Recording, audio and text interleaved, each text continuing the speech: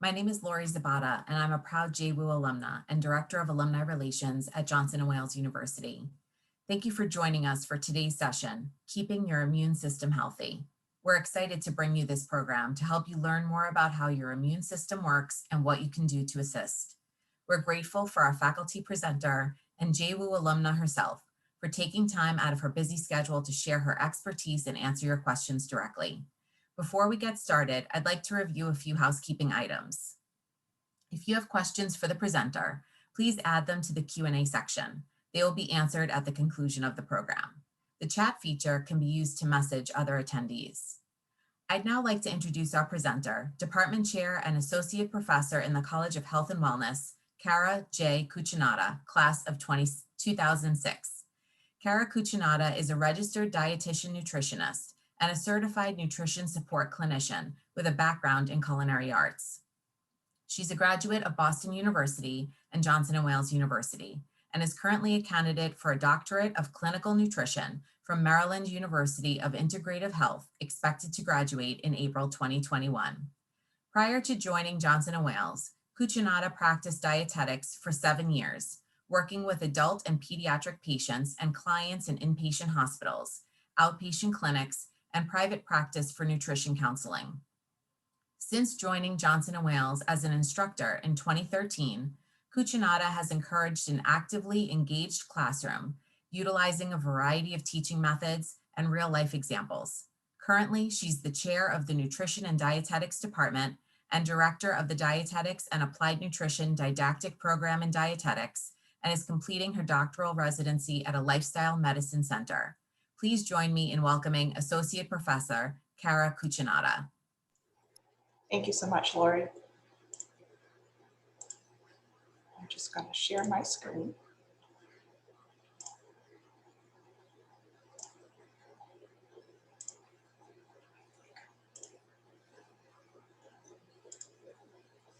All right, thank you so much for having me today. So what we'll be going over is we'll be reviewing the different parts of the immune system, just so you have a general idea of how the immune system works. And we'll talk a little bit about the various factors that can have a negative or positive effect on the immune system. And then the bulk of the presentation will be the steps to improve or maintain the health of your immune system. And I'll also provide some helpful resources for you. So nearly every part of our body helps to make up the immune system in one way or another. The bone marrow is where most of our white blood cells are produced. They end up living in our lymphatic system and our blood. We have our respiratory system that is coated in a mucus that helps to prevent viral and bacterial infections. Interestingly enough, our GI tract makes up about 80% of our immune system, which most people don't realize. And there's multiple ways for that. Really interestingly, we have millions and trillions of good bacteria that live all throughout our body. And in our GI tract, those good bacteria actually form a physical barrier that helps to prevent bacterial infections. But also, really interestingly, that good bacteria, it has the ability to communicate with our immune system cells. So having a good flora, a good amount of that good bacteria in our gut is actually very beneficial to helping our immune system. We also have various secretions that are involved in helping prevent infections and helping to break down bacteria and virus that do end up entering in our system. So our tears, our mucus, our saliva, our stomach acid, all of those are part of our immune system. So the important thing when we're talking about how to keep our immune system healthy, we have to think about all of these things all together. So it's very much a holistic approach to keeping yourself healthy. And also, I'll say very much a preventative and maintenance approach versus a reactive approach. So some of the things that can affect our immune system are, of course, our health status and our hygiene practices. And one of the most important things that you can do is actually hand washing. And I'm sure this is not anything new for you, but hand washing can actually prevent up to 20 to 30% of infections, whether that be respiratory or GI infections. Another important thing to keep in mind is that smoking actually depletes the body's vitamin C levels, and we'll talk about vitamin C and how important that is. But it can actually, smoking can deplete up to 40% of the vitamin C in our body. It also weakens our blood vessels. It decreases our body's ability to fight infections because it's introducing so many oxidants and chemicals that our body's actually trying to fight against. And we know that those with chronic health conditions are at an increased risk of infection and having worsening symptoms and a poor prognosis if they do end up with an infection. Nutrition status we'll spend quite a bit of time on talking about, but most of the nutrients that we consume are actually involved in our immune system. So it's important that we have a well-balanced diet and that we're getting all of our nutrients. But we will talk about some of the more the prominent players that are involved in our immune system health. We know that undernutrition can impair the immune system in multiple ways, so again, important to get all of your vitamins and minerals and to maintain good health. And we'll also talk a little bit about how processed foods can increase chronic infection, increase chronic inflammation and can actually tamper your immune system. Physical activity is also very much important with your immune system. So regular physical activity helps to strengthen your respiratory system, helps to keep your lungs healthy, helps to expel bacteria and virus that can enter your body, helps to keep your cardiovascular system healthy. It also tends to lower your stress hormones and it helps to tamp down chronic inflammation, which can have positive effects on your immune system. Stress and mood can also affect your immune system in pretty interesting ways. So chronic stress, whether that be mental or physical stress that's very much ongoing, can lead to higher circulating levels of cortisol, which is a hormone that's involved in the fight or flight response. So it kind of keeps you in this elevated level that your body really can't sustain. And that can end up over time weakening your immune system and increasing your susceptibility to infection. And it is possible that mindfulness and meditation practices, deep breathing practices might be able to help modulate that chronic inflammation and therefore might help lower your risk of infection. It's also important to make sure that we get good sleep. So we'll talk a little bit about sleep hygiene practices. Adequate sleep helps to prime our immune system, helps to repair cells and tissues as we sleep. And this in turn would help to create immune system products, cells and hormones and tissues that help to keep our body healthy. And we do also know that chronic sleep deprivation, poor sleep, can increase the susceptibility to infection and illness. So we get catch those disease. So a question that's asked often is, how can I boost my immune system? And I do like to talk about this a little bit and say that you really don't want to boost your immune system. More so you want to help keep your immune system healthy, keep it working the way that it should so that it can fight infection. And for those of you that have an autoimmune condition, your immune system has been boosted beyond what it's supposed to do. So again, we want to make sure that we're keeping our immune system healthy. But some of the main topics that we're going to be going over, and it's important to note that it's not just one thing, but it's all these multiple components. So we need to make sure that we're not smoking, that we're getting good quality sleep, that we're connecting with our friends and our family, and that our mental health is supported, that we're getting physical activity and we're avoiding sedentary lifestyles. We're eating really well, and we're being very mindful with our stress and helping with our mood. So we'll talk a little bit about each of these and the importance of them, as well as some tips and some resources for you to utilize to make sure that you're including all of these different facets of keeping your immune system healthy. And I do like to kind of point this out. So this is actually, I'm not sure if you've seen this before, but this was actually a graphic that was used to explain all of the different steps that are important for preventing disease. So this has been circulating pretty widely with COVID-19. So this originally was, again, these little slices of cheese are to kind of illustrate all of the different steps that you can take to protect yourself and avoid infection. So this would include hand washing, this would include social distancing, this would include wearing a mask, this would include covering your mouth when you sneeze and all of those different things. And this is important to highlight because it's not just one thing that's going to help prevent infection. But it's all of these multiple components that all together can help stop these holes from the virus getting through. So I like to utilize this, you know, as it relates to all the different facets of keeping your immune system healthy. So, you know, if you're thinking about taking supplements, which we'll talk a little bit about, as long as you're not smoking, you're getting a good night's sleep on a regular basis, you're active, you're eating well, and you're managing your stress, all of those different slices of cheese are going to help block the virus from getting to you, block bacteria from getting to you to prevent infection. So it's all of these things that are important. And one thing that's very often asked of me, you know, as a dietitian, as a nutritionist, is what supplements can I take? There's, you know, nothing inherently wrong with supplements, but they're definitely not a panacea. They're not a cure-all.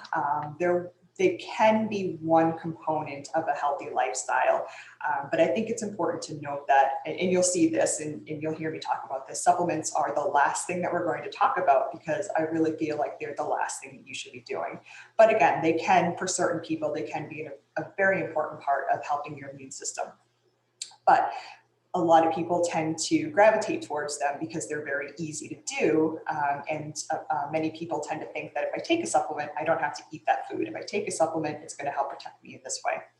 So if we just looked at taking supplements, and if you're continuing to smoke, if you're not getting good sleep, you have a very stressful life that is not being managed very well.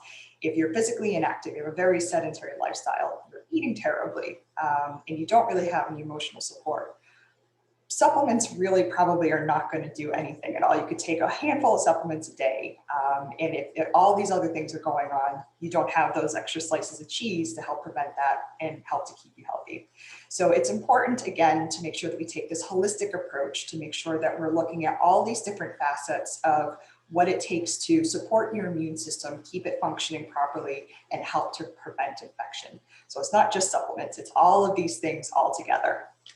So we're going to take a closer look at these different facets, and I'll give you some tips and tricks for and some suggestions for improving the different areas of your life. So first is physical activity. Again, this can have a positive effect on your hormonal levels. It can help to relieve stress. It can help to lower your cortisol levels and help promote a healthy mood or a positive mood. And for physical activity, the recommendations are to get at least 150 minutes, upwards of 300 minutes per week, which translates to at least 30 minutes a day, 5 days a week. But this can be broken up in whatever way suits your lifestyle. And the most important thing to remember is there's no one type of activity that is recommended. It's whatever that you enjoy doing, whatever gets your heart rate up, whatever makes you sweat a little bit, whatever is, just putting a little bit of that good stress on your body throughout the week, throughout 5 minutes at a time, throughout the day, it doesn't matter, but whatever you enjoy doing, whatever you can sustain, whatever you can manage, that's important. And it's also important to note that if you're not getting any physical activity now, it's not expected that you jump into 150 minutes a week. If you start out with 20 minutes a week, 30 minutes a week, that's an improvement.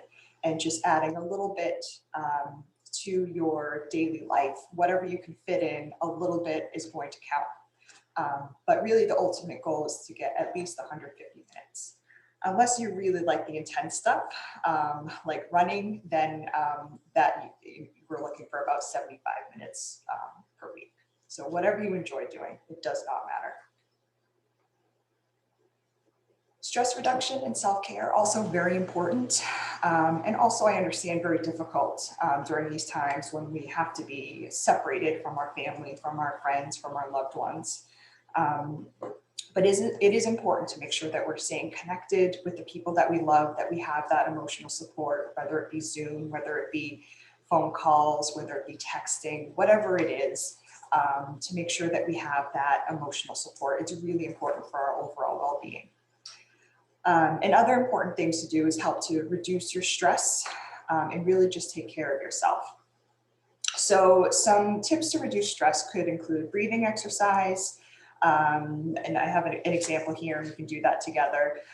Guided imagery where you close your eyes, think about something that brings you joy, a place you've been on vacation, a place from your childhood, think about the colors, the smells, the sights, the sounds, and just try to immerse yourself in that positive memory. Progressive muscle relaxation, where you focus on one part of the body at a time, tightening up the muscles and then releasing the muscles. It can help just bring your thoughts to that area of your body instead of getting caught in your head. Meditation, whether that be chanting mantras or just sitting quietly, 10 to 15 minutes, 3 to 4 times a week, can have great benefits in your overall mood. Practicing yoga, Tai Chi, Qigong, repetitive prayer, whatever helps you connect with your spiritual side. And that could be many different things. Whatever it is that brings you joy. And I also want to point out, if you are feeling down, if you are feeling depressed, if you feel like you need to talk to someone, it is really important, to speak to a mental health practitioner. They can really help with these things. But we need to make sure that we're keeping all of these things in mind. So on the screen, I have an example of a type of deep breathing exercise. Deep breathing can actually help tune into your parasympathetic nervous system, which is your rest and digest or rest and relaxation. So just kind of the status quo of your body. Whereas the opposite end is the sympathetic nervous system. That's your fight or flight response. So when your fight or flight response is up too high, you can start to do breathing exercises that can help to balance that out a little bit, can help calm your body, reduce those stress hormones, and just promote an overall sense of well-being. So an easy way to do this is square breathing. So you can close your eyes and just think about a square, but basically you inhale through your nose, 2, 3, 4, hold, 2, 3, 4, exhale through your mouth, through pursed lips, 3, 4, and rest, 3, 4. So it's square breathing. And doing this for just a few minutes can help kind of center you, calm you, and bring your stress levels down. And again, activate that parasympathetic nervous system that helps promote relaxation. Another important thing is sleep. So our sleep is regulated by multiple facets. So it's very, very, very complicated, very complex. But sleep is important because it helps to prime our immune system. It helps to repair the tissues in our body. We don't quite understand it, but we know that it's really important for us. And sleep is regulated in part by the circadian rhythm, so just kind of the natural process of how your body is regulated throughout the day. A lot of this has to do with light signals, also has to do with hormone production throughout the day. And really, it can kind of come down to cortisol and melatonin. It's much more complicated than that. But cortisol is being released throughout the day to keep you up, keep you moving. And melatonin is a hormone that's secreted at night that tells your brain that you need to sleep. And there are actually multiple things that can work against both of these hormone productions. But melatonin, again, it is released in the brain when there is a light to dark transition. It is made from serotonin, actually, which you might know as the happy hormone. So if there's something affecting your ability to create serotonin or create melatonin, that can affect your sleep-wake cycle and your ability to fall asleep and get a good night's sleep. So high cortisol, especially at night, so very stressful situations at night, can affect your ability to fall asleep and get a good night's sleep. Chronic stress, so again, that chronic elevated levels of cortisol can affect your melatonin production. Excessive blue lights from screens, from phones, from computers, from tablets, especially at night, that can actually block your brain's ability to produce melatonin. A SAD diet, so a standard American diet, which is very high in processed foods, very low in nutrients, can actually decrease your body's ability to produce serotonin and make melatonin. And for people with poor insulin control, again, that can affect multiple facets of your body. So what are some things that you can do? So you want to make sure that you're improving your sleep hygiene. So being consistent with your bedtime and wake up time can help regulate your hormonal production throughout the day, and can help with your circadian rhythm, just kind of match your natural circadian rhythm. You really want to try to establish a relaxing bedtime routine. And this could be anything really that helps to bring your stress down. So if this is meditation, if this is where you do your deep breathing, bath with lavender oil, or if you like other types of essential oils, you can add them to your bath, or just have those smells in your room, whatever relaxes you. Herbal tea, as long as it's not caffeinated, you don't want caffeine right before bed, with chamomile or valerian root. These are natural sleep aids. Reading an actual book, not an ebook, meditating, whatever it might be, whatever you can do on a regular basis to kind of train your brain to know, okay, it's bedtime, I'm going to relax, it's time to wind down. Other things that can actually be very helpful is keeping your bedroom cool, dark, and quiet. Our bodies naturally, our temperature actually decrease overnight. Everything kind of slows down, everything overnight, our heart rate, our digestion, everything slows down. So if your room is too hot, your body's going to try to regulate that, and it's going to disrupt your sleep-wake cycle. So it might end up waking you up if you're getting too hot and your body is trying to fix that. So keeping it cool, keeping it quiet, no distractions. Sometimes a fan or a white noise machine can help drown out any other noises. And that darkness is really important. So again, if your brain will actually produce melatonin that tells you to sleep, that's a hormone that makes you sleepy when it is dark. So if there is light, especially those blue screens, that can affect how much melatonin is actually produced. And again, you want to try to make your bedroom your sanctuary. So it really should just be for sleeping for the most part. You want to avoid other distractions, other associations in your bedroom. It should really just be for sleeping. Avoiding large meals, caffeine, and alcohol before bed can also help to just get you into sleep. Large meals can be uncomfortable. If you have acid reflux, that can cause burning sensations throughout the night. So you want to avoid meals at least 3 to 4 hours before going to bed. And staying active during the day, and also being outside during the day, can also be very beneficial for helping you fall asleep later on. If you want to help, have a little snack before bed, 1 to 2 hours before bed, doesn't have to be immediately. The melatonin is actually found in certain foods. So the foods with the highest melatonin concentration are tart cherries, apples, certain varieties of apples, goji berries, pistachios, almonds, other nuts, and milk. So if you had ever heard that old wives' tale, or maybe this happened to you when you were a kid, of having a warm glass of milk before bed to help you sleep, actually that is true. So milk does have melatonin. And interestingly enough, I don't know if you could get your hands on this, but cows that are milked later in the day, the milk actually tends to have a higher melatonin concentration. Okay. I'm getting very excited about this. I'm a little behind, so I'll try to move it up a little bit. Okay.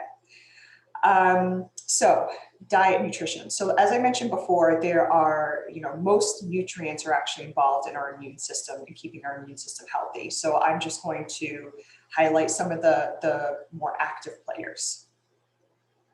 So vitamin A is found in lots of different foods. Most people don't have an issue getting in vitamin A. It's found in meat products, dairy products, and in dark orange, yellow, and green fruits and vegetables.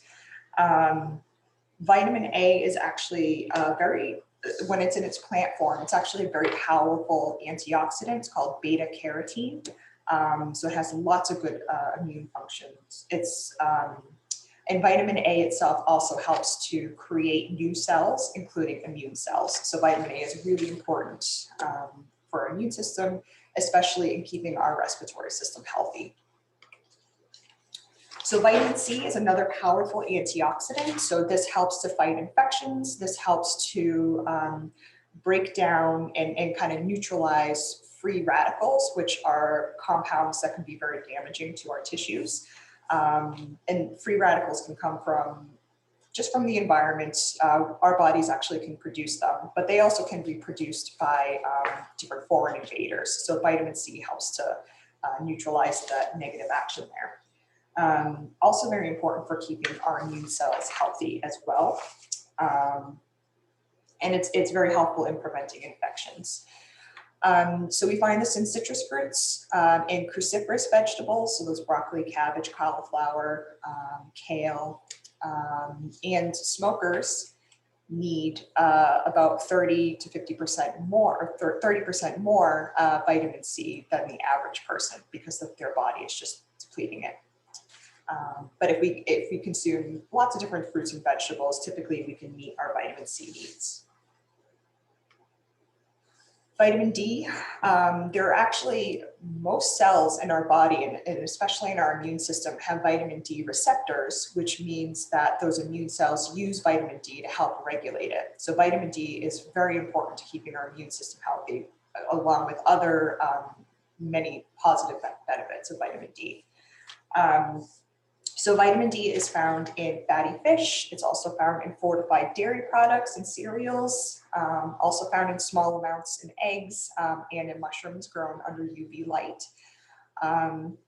Most of our vitamin D actually comes from what we call endogenous production, where we actually produce it from our cells, and this comes from the sun.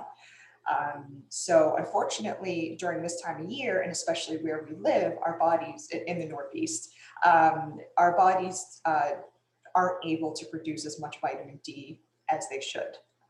So it's really important to get it from our diet, but unfortunately, most people probably aren't able to get enough. So vitamin D is really the one vitamin where most people could use a supplement. Vitamin E, there are multiple forms. Alpha tocopherol is the form that our body utilizes very well. This is another antioxidant. This helps to keep our cells nice and healthy. This is found in whole grains, nuts and seeds, avocado, and it's found in different oils as well. But olive oil tends to have the richest source. But vitamin E is a very important antioxidant. Zinc has multiple functions throughout the body. It's involved in a lot of enzymatic production. It also might play a role in decreasing viruses' ability to replicate. So it might be able to help with viral infections. It also helps to support multiple facets of our immune system. So zinc is found in most protein-containing foods, richest in seafood and meats, but it's also in vegetarian sources like beans, whole grains, and breakfast cereals. And it's also been found to decrease the severity and duration of illnesses as well. Selenium is it's a mineral that's actually part of our body's antioxidant enzymes. So this is important in supporting our body's ability to fight infections and to reduce oxidative stress. So Brazil nuts, interestingly enough, one Brazil nut can get you more than your total daily amounts of selenium needs. But seafood, meats, dairy products, wheat products all tend to have good amounts of selenium.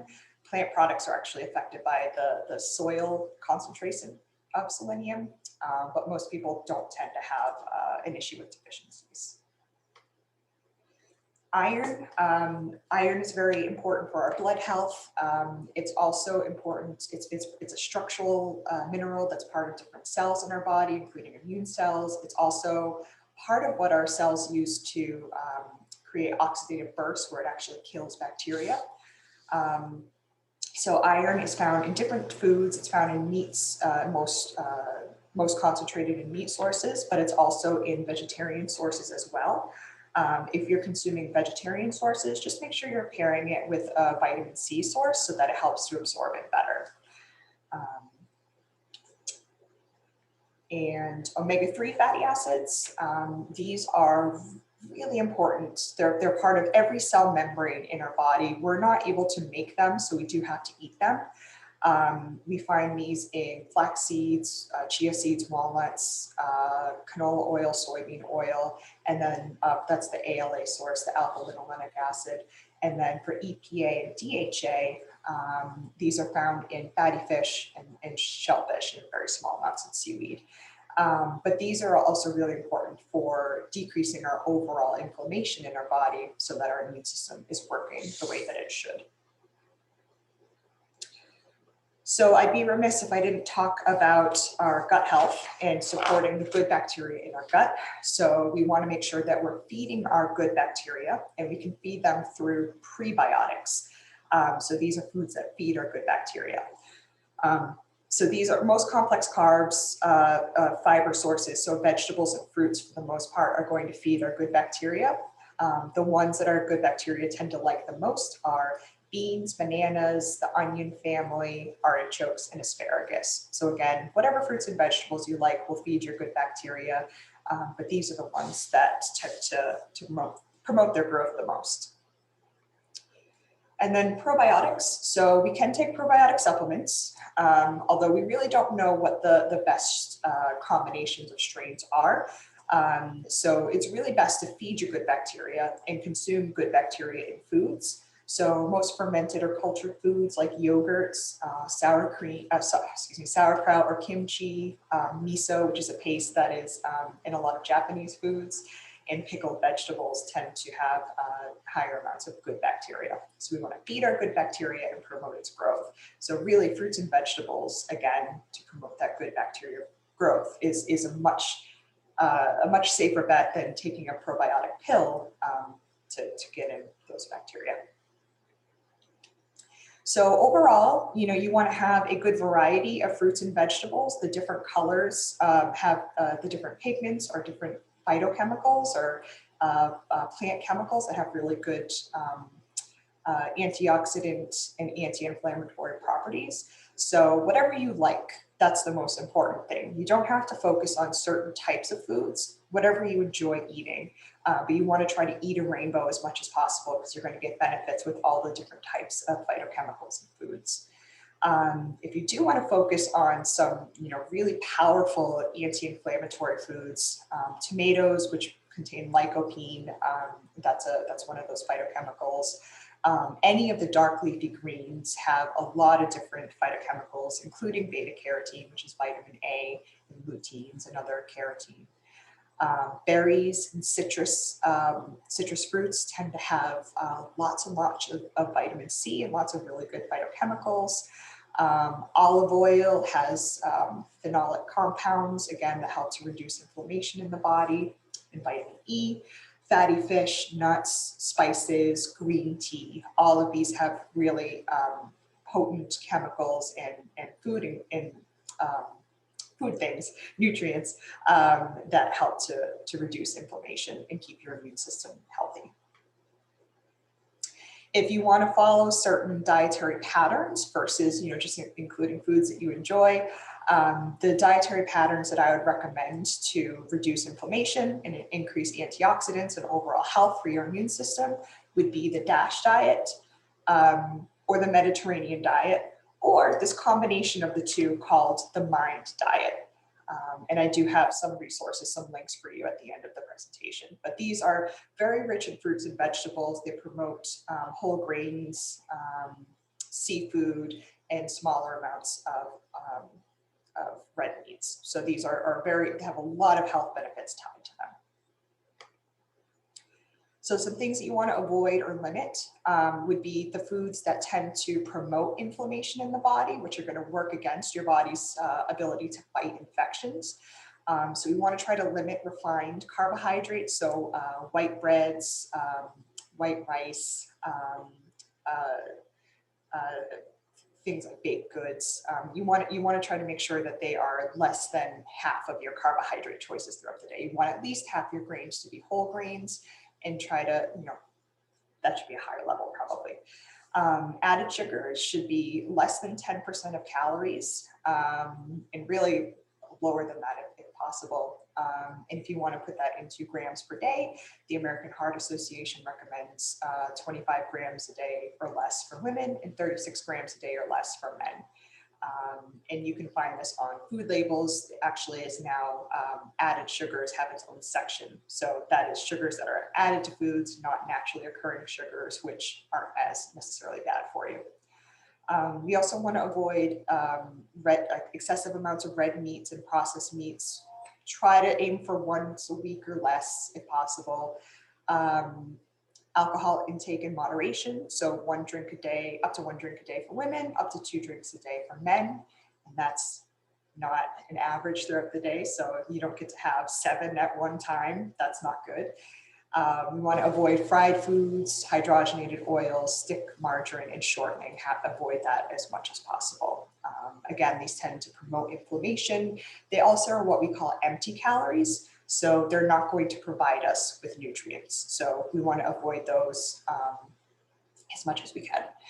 And a good general rule of thumb is 85-15. So 85% of the foods that you consume should be healthful, nutrient dense, fruits, vegetables, whole grains, all of that. And the 15% would be the stuff that doesn't really give you nutrients, but that you tend to enjoy. And if you break that down into calories per day, on a 2,000 calorie diet, that's about 300 calories to do whatever you'd like with. But again, we want to be as smart as possible. So the bottom line when it comes to diet is to try to consume a varied diet. We want to look for about 50% of our plate to be vegetables and fruits, a quarter to be fiber-rich complex carbohydrates, whole grains, and then about a quarter to be protein-rich foods. So that's the plate method is a good simple way to go meal by meal to plan things out. You can also utilize myplate.gov, which breaks things down again like into these different food groups and gives you information on these. And again, if you want to focus a little bit more on the foods that fight inflammation, you can, but it's overall dietary patterns that tend to have the best effect. So last thing, I said last thing, and that's for a reason, is dietary supplements. So I just want to point out, again, you don't need a handful of dietary supplements or botanical supplements or nutraceuticals a day to be helpful.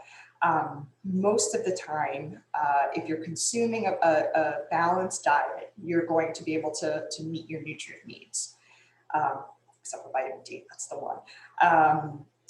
So there are certain people who have allergies, who are on restricted diets that might need to avoid food groups. So it's important, those are certain populations that might need a supplement. And I just want to, before we get into the last couple slides on the different supplements, I just want to put a little disclaimer out here that anytime that you're taking a supplement, planning on taking a supplement, you should speak to your medical provider, a healthcare provider, because they're not as harmless as most people tend to think they are. They can interact with many medications. Even the ones that I'm going to bring up on the next couple of slides, they can actually interact with medications. They also can be unsafe for certain medical conditions. And for pregnant women and lactating women or women who are planning to become pregnant, there isn't a lot of research on the effects of pregnant women because with certain vitamins and supplements, because nobody wants to do experimental studies on women who are pregnant. So you need to be very, very careful. So please make sure that you plan this appropriately and you don't just go to a pharmacy and start buying all the supplements. So again, vitamin D is probably the one that I would recommend that for most people will probably need one.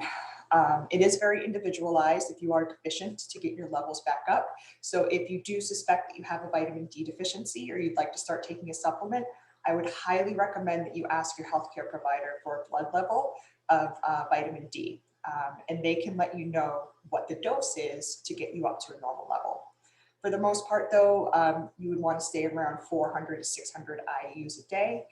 But again, it could be a lot more if you're deficient. For vitamin C, there's actually a lot of studies going on right now with COVID-19 to see if vitamin C can be utilized to either prevent or to decrease the severity of symptoms. Everything's ongoing, nothing's conclusive, so that's important to note. But it is a water-soluble vitamin, meaning it goes throughout your body relatively quickly. So up to 1 to 2 grams per day, or 1,000 to 2,000 milligrams is relatively safe to do. If you go beyond that, it actually can cause a lot of GI symptoms. So you don't want to go too high with that.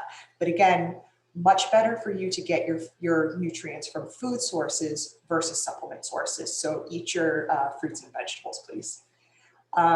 Zinc, again, if you're sick, it can help to reduce the severity of symptoms.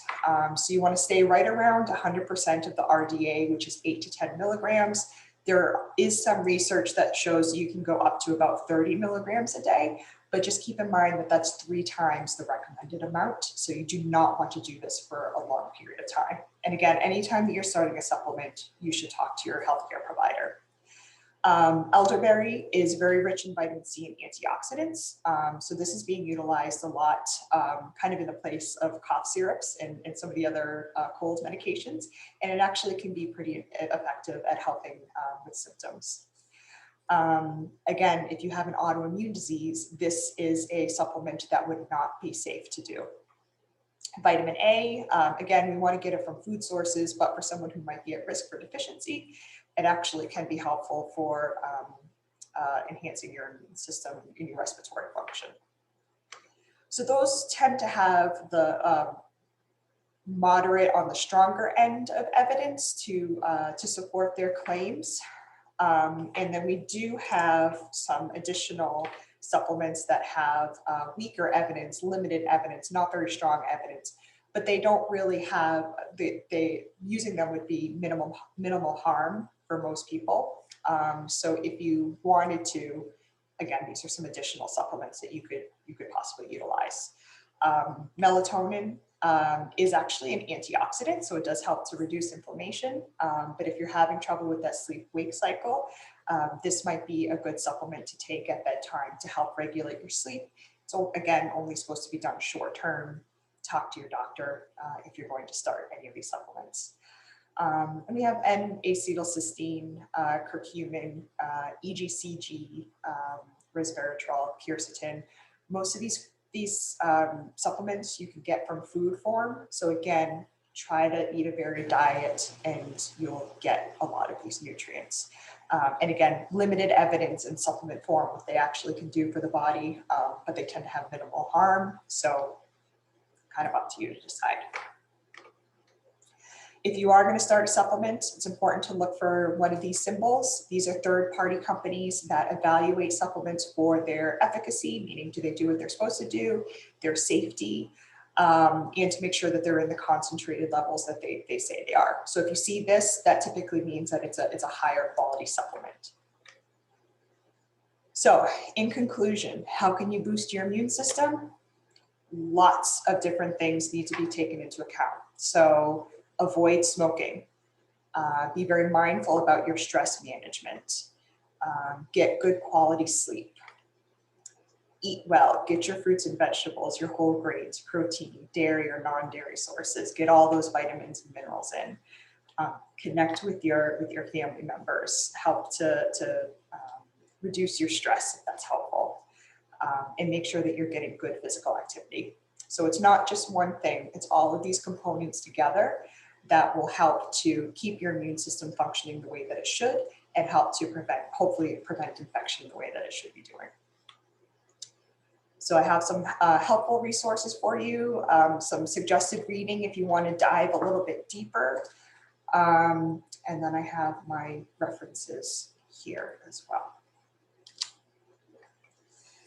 Okay. So I'd like to now introduce Liza Gentile, the Assistant Director of Alumni Relations, to help moderate the Q&A. And if you have any questions, please make sure you add them to the Q&A section at the bottom of your screen. And thank you. Hi, everyone. Just so you know, we will be sharing all of those resources that Professor Cucinotta just had up on the screen in the follow-up. So if you have any questions, as she mentioned, please add them to the Q&A section, but we'll get started. So the first question is, what is considered good sleep? I find as I have aged, my sleep is not as long and not as good. Okay. Yeah, and So I would say, and again, like as a dietitian, not someone who specializes in sleep science, probably focusing, getting around 7 to 8 hours of uninterrupted sleep is probably what would be considered good sleep. So if you're noticing that you're not able to fall asleep, you're not able to stay asleep, you're waking up throughout the night, and that could be because of temperature regulation issues that can happen, especially for women in perimenopause. That could be related to blood sugar issues if you have chronic health problems. So there could be a lot of things that are affecting your sleep. So if you find that you're waking up, you can't stay asleep, you're waking up way too early, and you just don't feel rested throughout the day, I would highly recommend that you bring that up with your primary care physician, and they can let you know how to investigate that further and what the appropriate steps would be.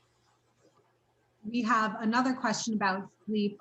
Do you have any recommendations for getting better sleep when you work nights?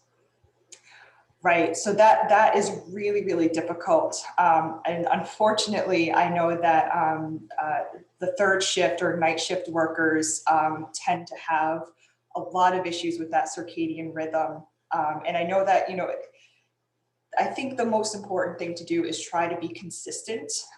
If you have to sleep during the day and you're awake at night, try to stick to that as much as possible and try not to shift your day, because that can have a lot of negative effects. But again, if you're worried about the quality of your sleep, I again highly recommend you speak to your primary care to help with that. Great. We have a question about supplements. Are there any specific brands that you recommend? Again, I recommend that if you're going, there are a few brands that are good out there, but I would recommend that you look at whether or not they have that third-party seal, so it is kind of difficult, and there are a lot of ones that are out there. So I don't know if I want to get into that too much, but I would just look for that that third-party seal to make sure that it's safe and that it works well. Great. What is your opinion or recommendation on added proteins such as powders, shakes, and bars to your diet? Yeah. So I think for most people, our needs for protein are relatively low. The recommended daily allowance or dietary recommendations are about 1 gram per kilogram body weight. So it's about a half a gram per pound or so. And to get about 10 to 20% of our calories from protein. So if you do the math, it typically doesn't end up being that much that we need. So as long as you're consuming a varied diet, as long as you're having proteins at each meal, you're probably going to be able to get enough. Even for patients who are vegetarian or vegan, where you're not consuming animal proteins that tend to have the highest concentration. Again, if you're planning your meals well, you could probably get what you need throughout the day. So if you do have a specific diet that you're following, come see a dietitian. We love to talk about food. We love to help patients. So for most people who have typical protein needs, I would say that you probably don't need to do those, but they can absolutely fit into a diet if that's something that you like to do. Great. We're just getting a request. Can you put up the slide again that has the supplement certifications, just so folks Absolutely. know what that is? Yes. And while you're doing that, another question related to supplements. There are several supplements on the market, for example, iron, that provide more than the daily recommended amount. Should those be avoided or taken in moderation? So if you need to take a supplement, I would recommend that you speak to a healthcare practitioner, whether it be a dietitian or a doctor or a nurse that can let you know what you need. Because that is something that can occur. And for some people, you do need a higher than, you need more than 100% of the DRI. For example, vitamin D. Some people, if their vitamin D levels are so low, the upper limit is about 4,000 IUs a day, or 10,000 rather.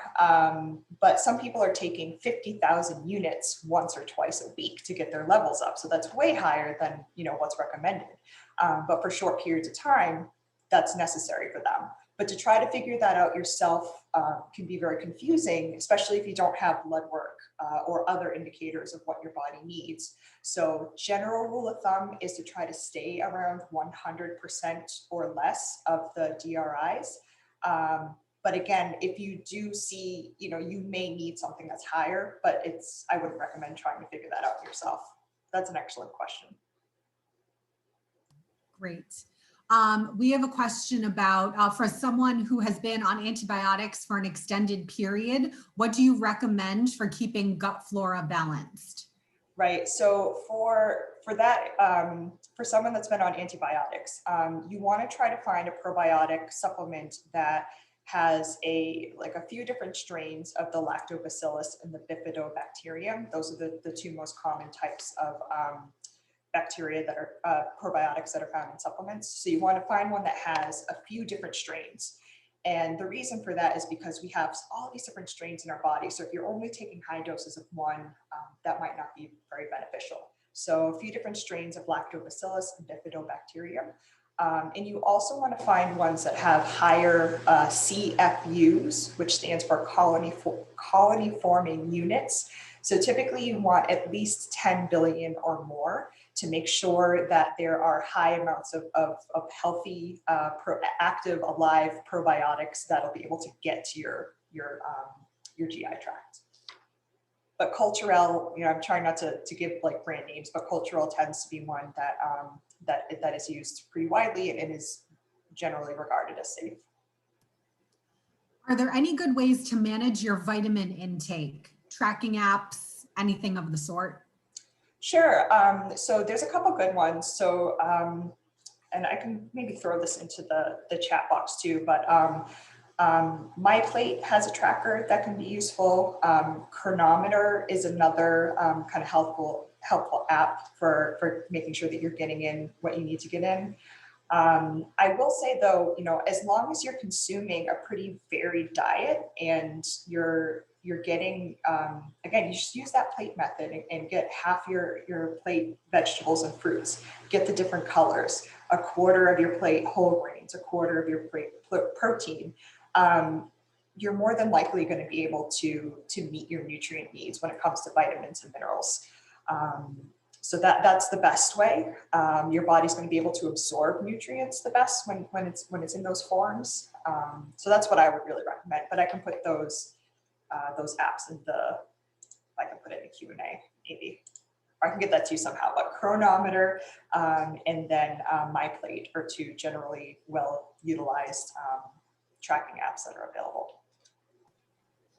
Great. Another question about supplements. I know some folks take the gummy supplements. What is your opinion on those versus pill form of supplements? Again, the quality with supplements can vary, whether it's pill form or gummy form. So if you're going to go gummy, I again would look for these symbols up here. They tend to have small amounts of added sugar, so as long as it has these seals, they're going to be utilized the same way. There certainly could be certain vitamins and minerals that are in certain forms, but for the most part, the gummies, it doesn't tend to make that much of a difference. Just look for these symbols for sure. But you can definitely find some very low quality gummies out there. So if you see these symbols, you know that it's a higher quality supplement. Great, thank you. All right, well, it doesn't look like we have any more questions. So Professor Cucinotta, thank you so much for such an interesting and informative presentation today. You've shared so much important information with us that we can all utilize in our daily lives. And I'd also like to thank our alumni for joining us this afternoon. Johnson & Wales launched the College of Health and Wellness in 2016, and it offers undergraduate, graduate, and doctoral programs here in Providence. As the healthcare industry has taken center stage during the last 12 months, our graduates will bring vital hands-on experience to a number of growing fields. To help ensure our students have the technology, equipment, resources, and programmatic support to propel them to success, we ask that you consider making a donation to the College of Health and Wellness today. With your support, the college can can continue to grow and prepare our future alumni for the rapidly changing world of health and wellness. Please use the link in the chat window to make your charitable contribution. We sincerely hope that you enjoyed this session, part of the JWU Connects family of programming. For the full listing of upcoming events, please visit the event calendar at alumni.jwu.edu. Thank you again for your attendance and have a wonderful day.